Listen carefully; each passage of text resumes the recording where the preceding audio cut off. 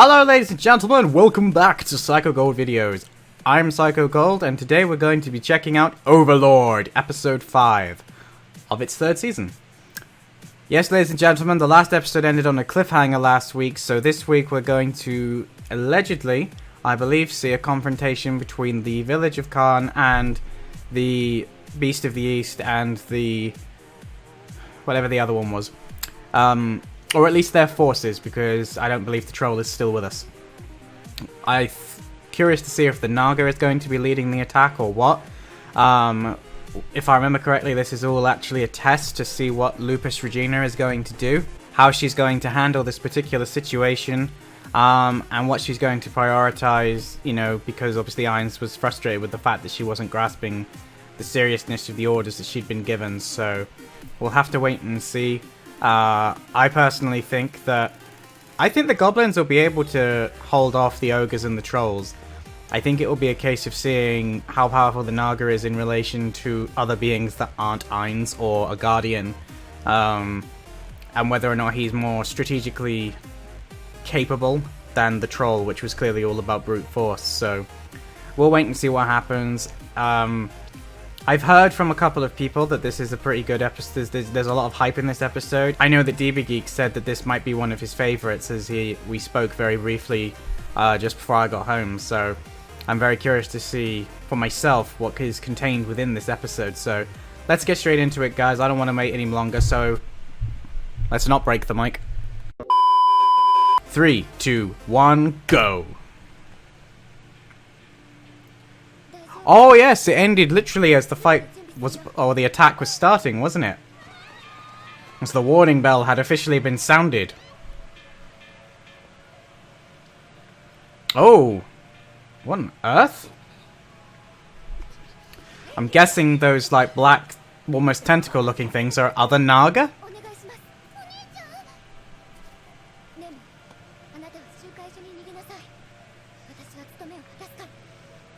Oh yeah, I suppose she's going to be the commander of the goblins, isn't she? Oh no, yeah, that's right, she's the village chief now, I'd forgotten that. It's like an evil god is watching over me. You don't know how accurate that statement is.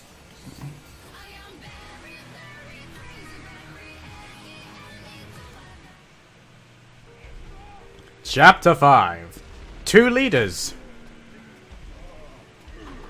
Oh yeah, they have some ogres on their side as well, don't they? Oh, they've got wolves as well. I get the distinct impression that not everybody's going to come out of this alive.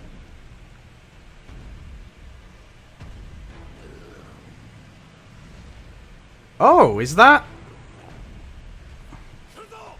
Oh, I thought that was maybe the war troll then. Or it might be, I didn't get a good look at him. I was going to say, has Ainz healed him back up and subverted him?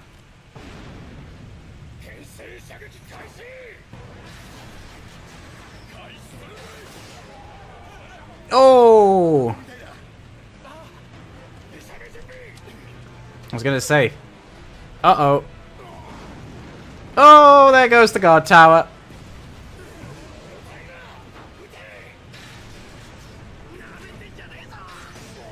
Oh, nice shot. What? Oh! Ha ha ha ha! Okay, that's pretty clever.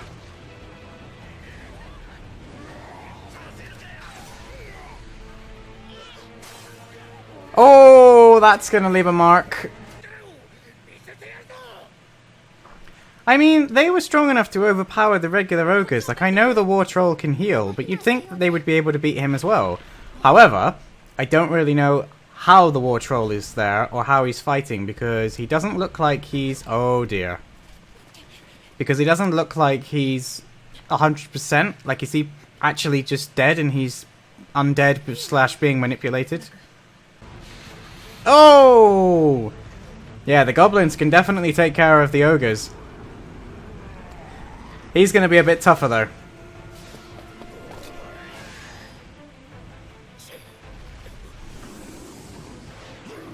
Whoa! Yeah, something's not right about him. He doesn't even look as green as he did in the first episode. He's not recovering. Yeah. He's an undead being manipulated, isn't he?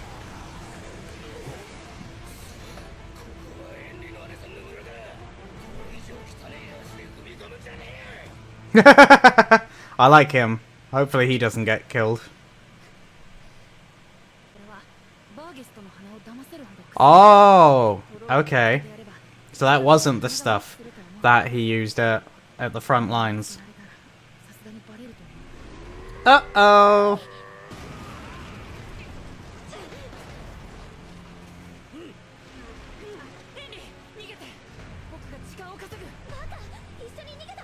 This doesn't look good for Neffy.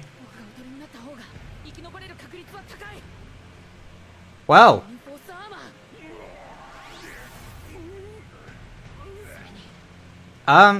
What is he stuck on exactly? He looks like he's grappling with something. Oh no, no, he was just stuck in the house. Okay.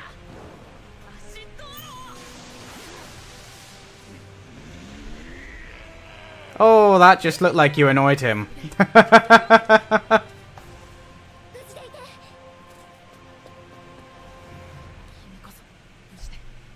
Damn, he suddenly has his serious face on. Oh, didn't last.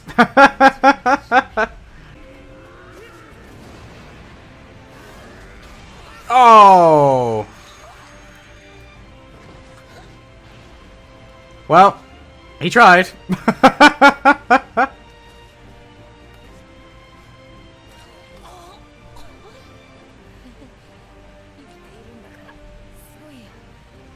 Not if he hits you again, though. You're in trouble.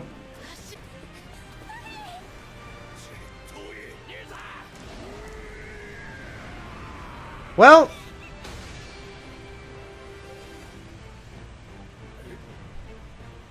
Huh?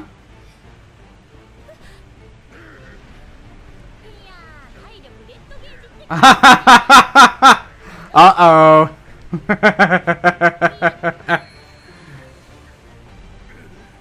Yeah. In the words of Bruce Banner, you're all screwed now.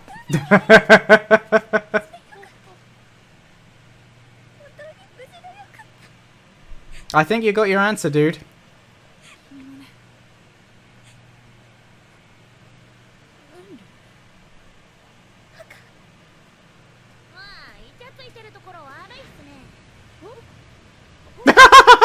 Is that the Joel melting?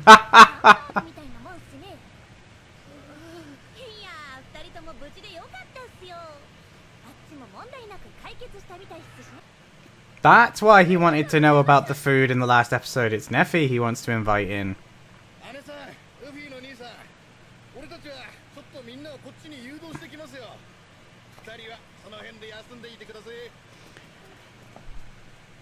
Oh, it's a bit disappointing that we didn't get to see them beat the War Troll, though. Well, there we go. What we all saw coming as 2 seasons ago has finally happened. They finally spoke to each other about their feelings.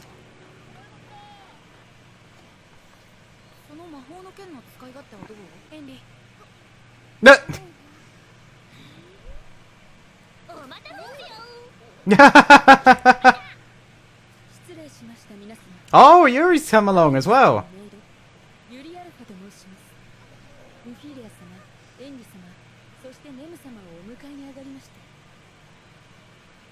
Damn.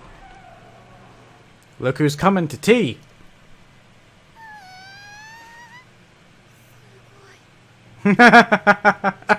Yeah, compared to Cairne. Oh! He's like rolling out the welcome wagon. I forgot that they didn't know he was a lich. I forgot he wore that mask, and he's covered his hands as well.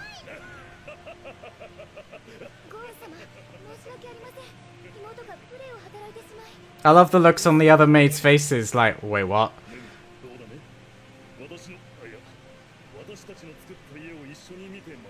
Oh, he nearly said I. He's getting a little bit more arrogant.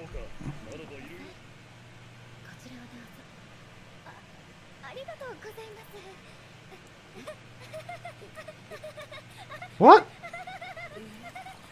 Okay, that was a lot of sugar. I was gonna say, like, what? Yeah! I was like... Oh!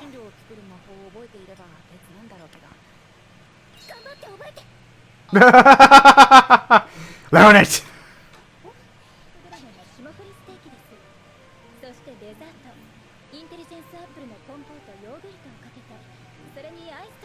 That...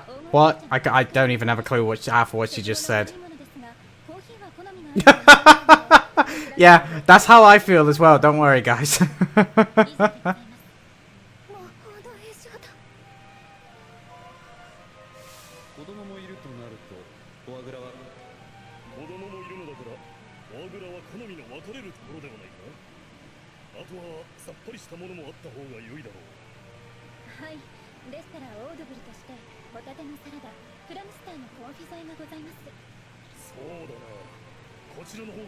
He's so much bigger than them.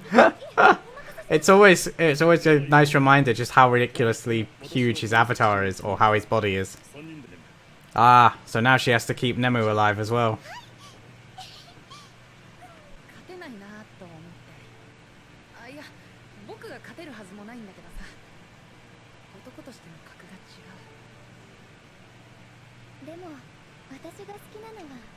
Yeah, there we go. Now she said it.